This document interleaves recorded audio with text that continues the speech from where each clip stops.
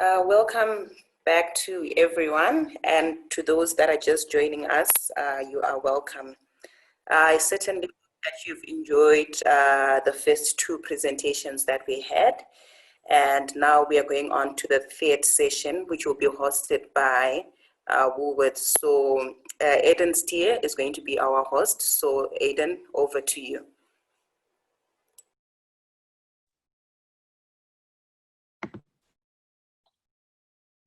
Good day all. I hope you're doing well and keeping safe in these unprecedented times. I would like to thank Smart Procurement in partnership with ABSA for the opportunity afforded to Woolworths to take part of this wonderful initiative. We're living in challenging times. However, opportunities also present itself in these times. So just stay positive and don't give up, because this too shall pass. I just want to share my screen.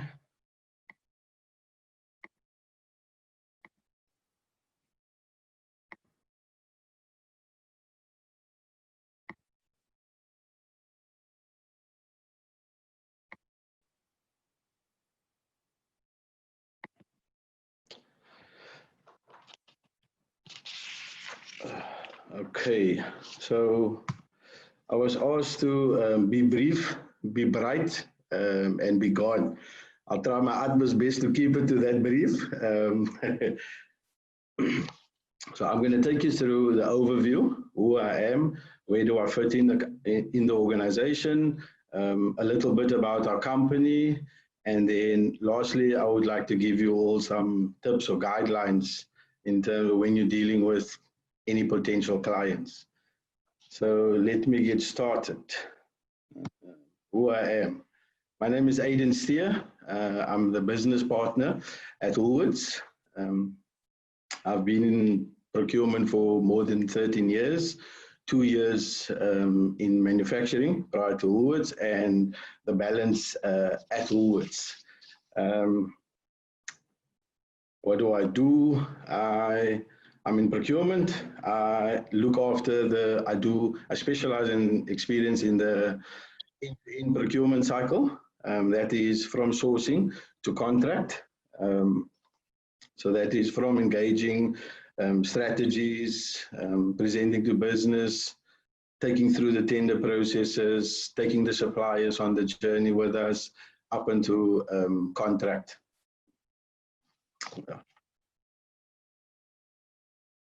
I said I've done marketing, I've procured services and goods in the marketing environment. So that is from above the line, below the line, digital services, photography, design, setup, decor in terms of our mannequins in our store, Christmas decor for Christmas season. So vast experience in the marketing side of things, and basically doing that offshore, so locally and internationally. Most recent or currently, I am doing the procurement for goods and services in our store environment. I've been doing it now for the past 2.5 years. There's 3 categories. That is build up soft services, so i.e. cleaning, security, pest control, trolley management, replenishment, all services that hygiene services, all services that you can think of that falls under soft services. Consumables, that's interactive consumables, so it's like your bags, your cutlery, stationery, hygiene consumables, so anything under consumables, and then courier, which is national, international, and online. The last one is, what is my why? So what makes me get up in the morning? What inspires me? What motivates me? What is my drive behind all of this? So I have the ability, albeit indirectly, to impact my society and environment. This is done by, or I do this, I think, through providing SMMEs with the opportunity, coaching, mentoring, and assisting where they need that assistance. I think the more SMMEs we empower, the more they will grow, which will in turn create jobs and basically would build or strengthen our economy. So that is my why, and for me, that is my success. So I'll take you through over to my company, Woolworths. What is our offering? What is our value proposition?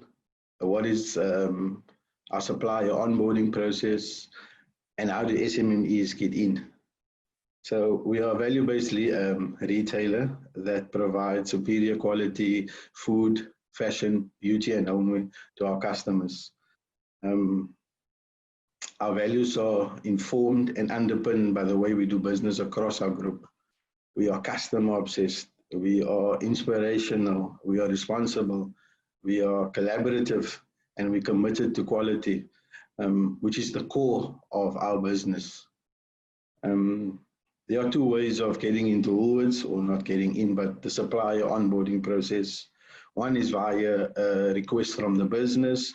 So you might have had engagement or network with someone outside of the organization in a forum such as this, and they liked what they heard, etc. They would then come back, then there would be a need. They would make contact with procurement. Procurement would ascertain if that goods or services is supplied by a supplier that we have on our books. If not, we will then engage the supplier from a business request, and from there a supplier process or onboarding will follow. The second one is via a formal request for proposal, quotation, or information. So this is normally when we engage with business to understand what is the need, are there any gaps. When we do our strategies, etc., we will then decide, let's take an example, courier, the contract is coming up for renewal. We will present the strategy to business, which business will sign off. We will then scope the market. So I just want to say, unlike the public sector, whereby you have a open tender process, whereby you can do it online, etc., we have a different approach, which is by invitation only. Hence, we scope the market. That is via word of mouth, networking, engaging with other people, etc.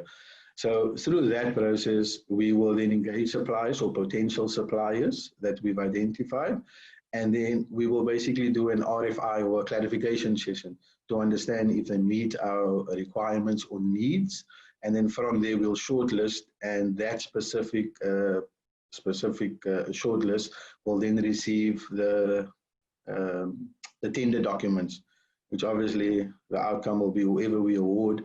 That's how you'll gain access to the business. So how do SMMEs get in? For me, it's put your best foot forward. I think in my next slide, where I speak to, where I'll give guidelines, etc., I think I'll address that more in terms of when engaging with potential suppliers. But if I can summarize it, it is basically put your best foot forward,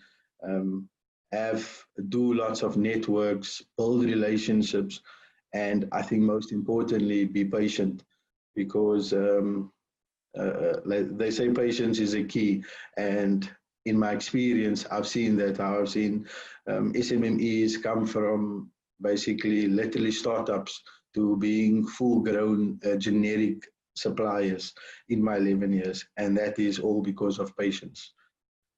So I'll go over to my guidelines or tips, but before I do this, I just want to give you 3 case studies. And I'll just check if I'm still good for time.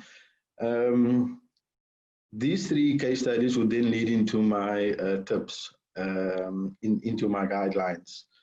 So the first case study, I sourced this EME via a incubator, and we had lovely engagements. It was great.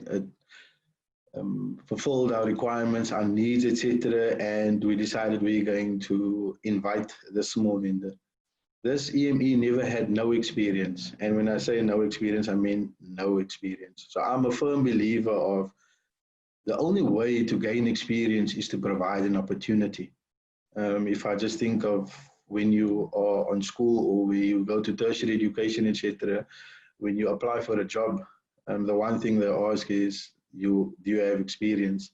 So my question is always, how do you gain experience if you just finished or if you just received your qualification? It's the same with startup businesses. The principles remain the same. So I've decided to give the company an opportunity and invited them. They were part of the process. Needless to say, they never submitted any documents, never communicated, came 2 or 3 weeks after the fact to want to submit. They apparently said they misunderstood the briefs, etc. Second case study, a small vendor guy went out on his own, started a business. When he done tenders, he outsourced it to a company to write the proposal, to submit it. When the proposal was submitted, it was 50% completed. The third case study is a vendor that I met through a networking event, had a clarification session, even with business, we were happy. She was good. I mean, she even had long experience. My company was a little bit older, but still in the EME space. And we decided we were going to give her the opportunity. She never submitted a proposal, never communicated, even though she said she's going to bid via our intent to bid document. So I just wanted to share with you that very high level, and I think that will give you some context in terms of where I'm going with my guidelines. So my first one is communicate effectively. Rather over-communicate than under-communicate, because this way you basically manage expectations from both sides, and that's the most important thing. The second one is read with comprehension. Once you read with comprehension, it tells me that you understand the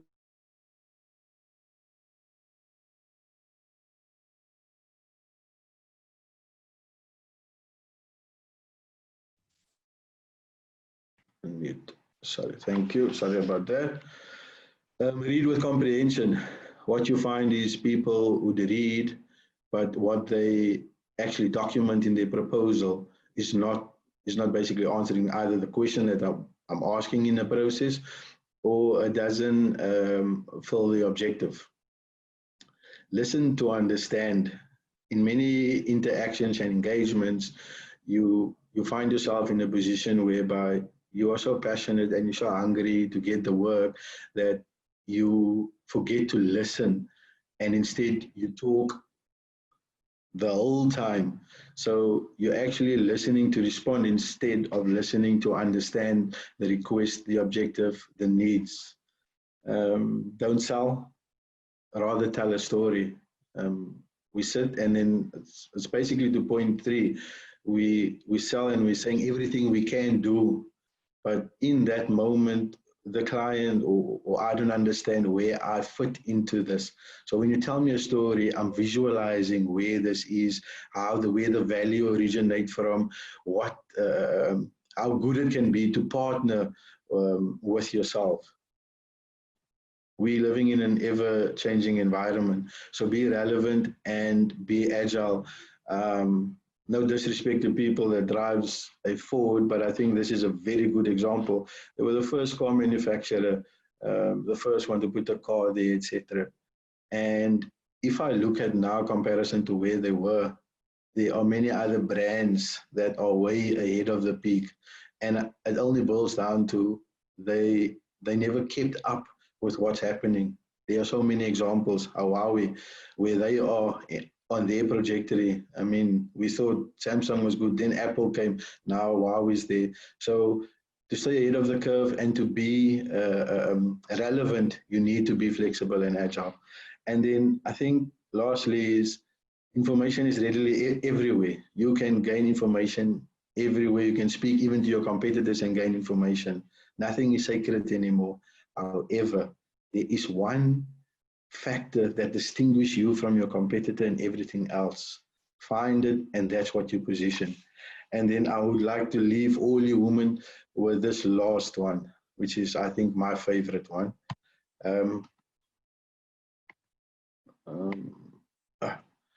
Your self-worth does not have to come from anyone's approval. Know your worth. Thank you, and that is me. Any questions?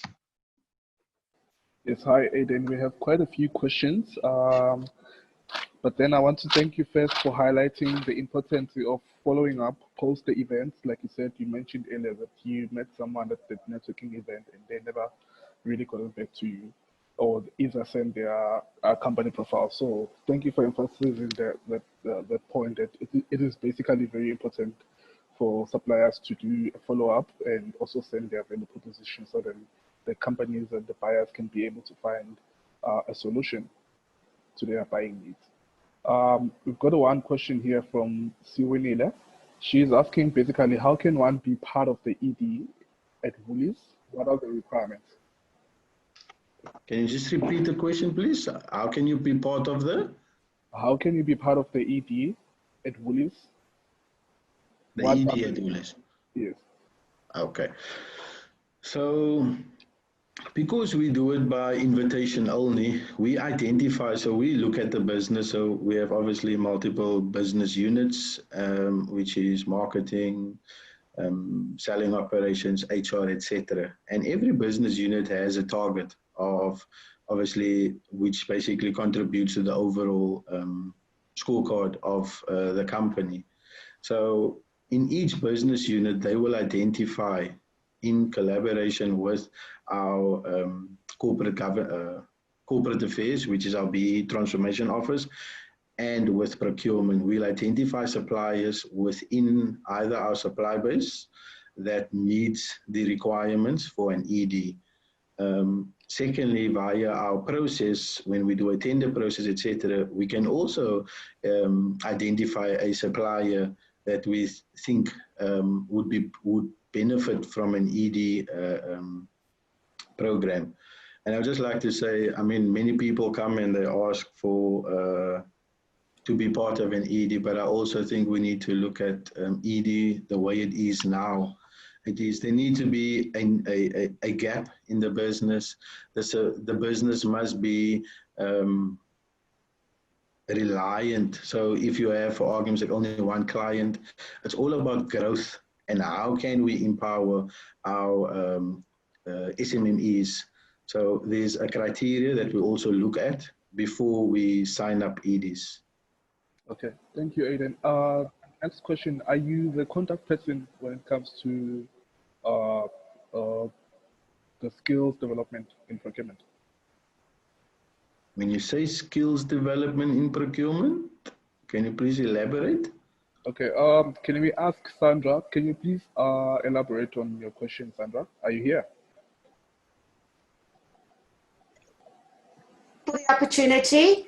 Aiden, I head up a EME training company, and we're starting to get our footprint in all 4 the main regions. Now, I'm wanting to know, for your skills development, which I believe will be vast for empowering people, but also to make sure that the economy get those people to grow.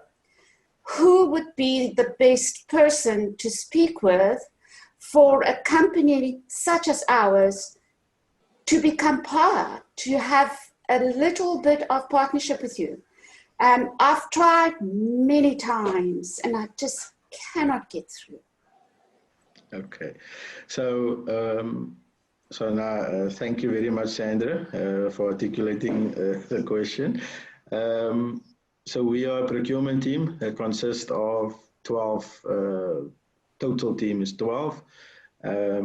And we have various, so I look after currently selling operations, which is our store environment, and my colleagues look after various areas of the business. So you can provide your company profile and BE certificate to myself. I will hand it to my colleague and then introduce you to him via email, and then he can facilitate that process and give you the process, etc., in terms of how we deal with our training suppliers, what do we currently have in play, is there a need, how does the future look, etc. That is fabulous. Thank you so much for answering my question, Aidan. Will you leave your email address for us so that we can contact you? Yes, I will do so. Thank you, sir. So thank you so much, Sandra. We've got another question from Gwana Matla. She's asking, how does your team and business managers manages the supplier on board in terms of making sure that they are delivered as per the Woolies mandates and they are not just kept on board because of the relationship a supplier has with a senior exec or anyone who's a person of there? Okay, so firstly, to answer the question in terms of how do we ensure that whoever we bring on board is relevant, meet the necessary requirements, we have a comparable, a scorecard, which we basically score. It's a panel of people which will score a supplier. So that ranges from your commercial, your capacity, your capability, your experience, your financial, how financially stable your company is. It looks at contract, it looks at BEE. So it looks basically at everything, and all of those have a weighted outcome for them. And that is to ensure fairness in our processes, so that you don't just come because someone like, I like a supplier ABC and I'm going to take them, and it's because I said so. No, everything goes via a process, and that's the screening that happens. We're not going to compromise our service and quality because of either relationship or cost, for argument's sake. The second from that is, once you're in our system, what we do is there is monthly and quarterly reports, engagements. So it's basically supplier scorecard reviews, whereby you are given KPIs. When we sign you up in our contract, you have an SLA attached to your contract, which basically says this is the way you're going to operate, this is when you're going to do X, Y, and Z. We measure you and we basically score you on a monthly basis, and then every quarter or 6 months we'll have a massive one where we'll summarize that. If we see that you're downtrending and there is intervention required, we would either give an warning, and 3 warnings would basically then mean you are walking on very thin air. So it's almost like in the HR process where you have a disciplinary, something similar, but we do manage our supply base on a monthly basis. So that is supplier performance management and the relationship management thereof. Okay, thank you so much, Aidan, for that detailed answer. So the next question that we have is from Gail Samuels, and her question is that you say that suppliers are invited to the process identified through networking engagement similar to such platforms. What is the best advice to us on this platform to engage further to be included as a vendor? So I think the best for now is if to engage. So you have contact with me. You've now heard you've seen and you've heard my presentation, is to send an email and say, I was part of the process. Here's my details. When the opportunity arises, please keep me in mind, etc. Because when we do the invites, we take information from this. So this is one stream of information gathering. One is the internet. Another one is word of mouth. Another one is actually liaising with your necessary bodies. Like if you look at security as an example, you have PRISA. So we would go to engage with Preece and understand who are the qualified suppliers in that, within Preece, etc. They would then give us a list, and then we would then take it from there. So there's multiple streams where we're basically gathering all this information, and we keep it. When we keep it, it's not a case of we're putting you on our system as a supplier. We're keeping you for when the opportunity arises. So you automatically become, I would say, a potential supplier. There's engagement where it's not just you sending an email, company profile and B certificate, and that's where it stops. I would actually have certain questions, I would engage you, and also manage your expectation. To my point where I'm saying communication is very key. For me, it's all about managing expectations and not creating an unwanted expectation. Okay, thank you so much, Aidan, for that. And then Ismail would like to know how, or who rather, he can contact for the meat product category. For the? Meat product category. Yes. So NTP, which stands for non-trade procurement, it's basically we have procurement in trade, which is separate to this procurement. So if you would like to discuss or have a contact in someone in the meat environment, then it needs to go via our trade department. That's the only way I can put it. Or send me an email and I can just furnish you with a contact person. I can see who's in charge there, and then you can engage that person to understand their processes, etc. Okay, thank you so much for that. Another question is from Adri, and he would like to know if your NPO is still the same as 7 years ago, where SMMEs can present, but your existing suppliers also can get an opportunity to present pricing on SMME ideas. Our NPO. Yes, maybe I can just ask Adri to unmute himself so he can just elaborate more on the question. Adri, are you there? Yes, I'm here.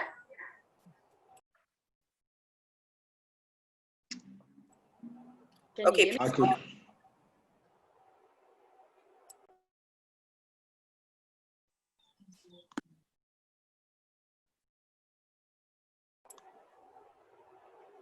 Adri, you can go ahead and ask your question. Okay, so what I would like to know, 7 years ago, we approached Woolworths, we presented our products to them, and our ideas were also presented to the existing suppliers that they had in their system, which basically resulted in us not being able to supply Woolworths. Is that NPO process still the same, or have they changed it in the interim? So I have to say I don't know who we have. There's many NPOs. I would have to find out what the process. If you can give me perhaps offline, give me more context, etc. I would gladly find out and then explain the process going forward. I'm not sure if I'm either understanding your question correctly, or if I don't have, I think I'm lost with the detail around it. Okay, so we'll just provide the details at least so that you can connect with Aidan offline. We also have a question from Ronnie, and his question is, do you handle the logistics or transport sector within your group? So no, I don't. It is my colleague, and if the question is coming from in transport and logistics in terms of our food trucks and our FBH trucks, then no. If it is courier in terms of interbranch transfers or online orders, etc., then yes. So I look after courier, but not the transporting side of the business. It is a colleague of mine. Okay, thank you so much, Aidan, for that. Moving on to the next question from Thomas. Thomas wants to know if there's a checklist compliant criteria form or document for suppliers to engage in business with Woolworths. So there's no checklist as per se. That checklist will happen when we do a process. When we go through when we go through a tender process, then that checklist will happen. As I've said, for now it will be it will be a meet and greet, I would say. You providing your company profile and BE certificate. We will review and then basically inform you what are the next steps. Is there a need in our business currently, or is there not currently because we are contractually bounded? So yeah, we don't go into too much detail at the outset when meeting suppliers for the first time. Okay, great. Thanks, Aidan. Another question we have is from Jenny. Who would handle a special order for stores? I need to find 1,000 bottles of a product in the Western Cape. I don't know if you understand that question or if you want Jenny to elaborate.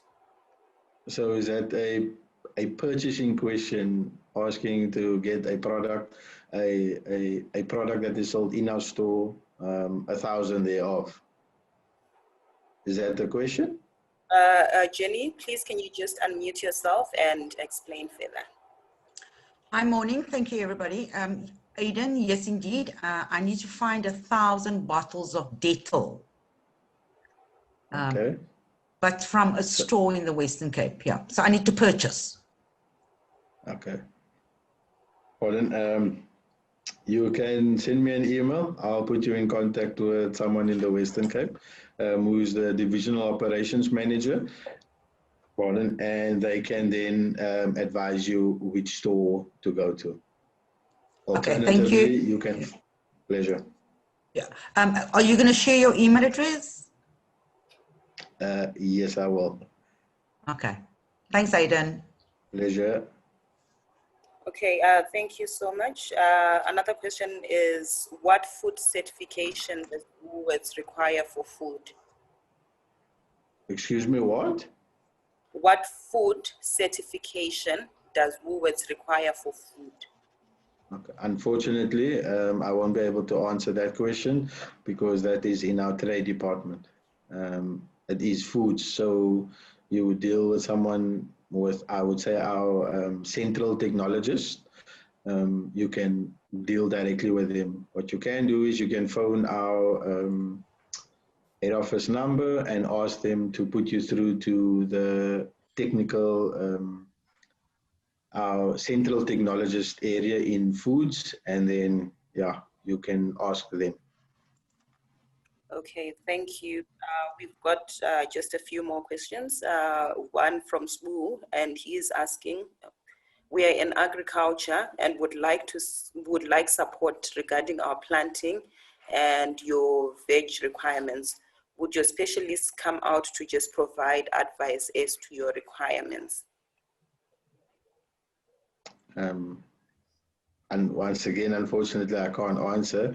I can only point you in the direction. So I would say that would be twofold. It would be, the one would be speaking to someone in our trade department in foods, which would be either, I would say, a product developer that deals with that item.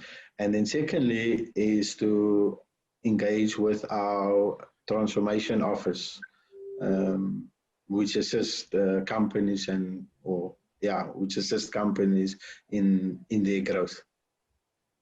Sorry, Aidan, I just need to confirm who from the transformation the contact person. I can't hear. Can you please repeat? I couldn't hear the question. Can you hear me now? I can hear you now, yes. Yes. Aidan, I just need to confirm who from your transformation office would be a contact person there. For trade, it would be not Unati. Is the name escaped me now? I'm going to come back to you. When I send my email address, you can send it to me and I'll give you the contact person. It's not Unati Stofile. Unati Stofile looks after our non-trade. So I really can't come to the lady's name now, but there's a lady that looks after our trade, and she will be able to assist you there. Okay. Thank you so much, Aiden. Pleasure. All right, thank you so much, Aiden. That's all the time we have for questions. Thank you so much for taking the time to join us today, and also just to answer the questions that were put on the chat today. So, Aiden, I don't know if you have any closing remarks before we end the session. No closing remarks, just to wish you all well, all of the best in your future endeavors. And I'm looking forward to engaging some of you. My email address is Aiden Steer, ADENSTEER